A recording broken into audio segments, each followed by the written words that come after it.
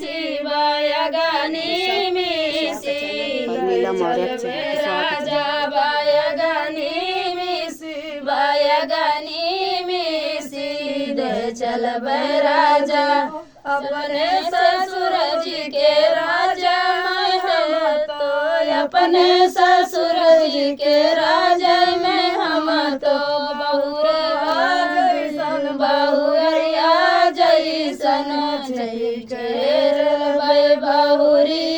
जैसन बहुरिया जैसन छिपी के चलबै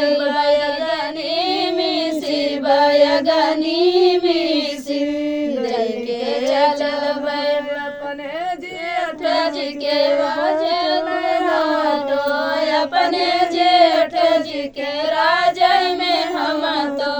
काइनिया जैसे काइनिया जैसे के चलबै काइनिया जैसे काइनिया जैसे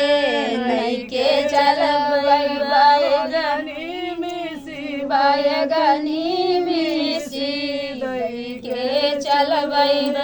गनी मिसी गनी मिसी के चलबै अपने देवर जी के राजा में हमारो अपने देवर जी के राजा में हम तो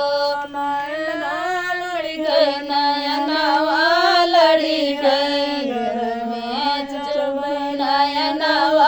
लड़ी गई नयनवा लड़ी है घर में चलबै माय गनी मिसी गनी मिसी जय के चलबै गनी मिसी गनी मिसी गई के चलबै अपने बालम जी के राजा में हम तो अपने बालम जी के राजा में हम तो धनिया जैसन धनियावा जैसन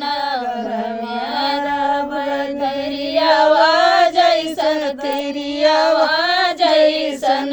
घर में गनी मिसी गनी मिसी चलबै। तो फ्रेंड गीत कैसे लगा कमेंट बॉक्स बताना। मौसी के चैनल को ज़्यादा से ज़्यादा सपोर्ट करना। भाभी अंकर बनवा दूं जात बच्ची हो कैठुए पा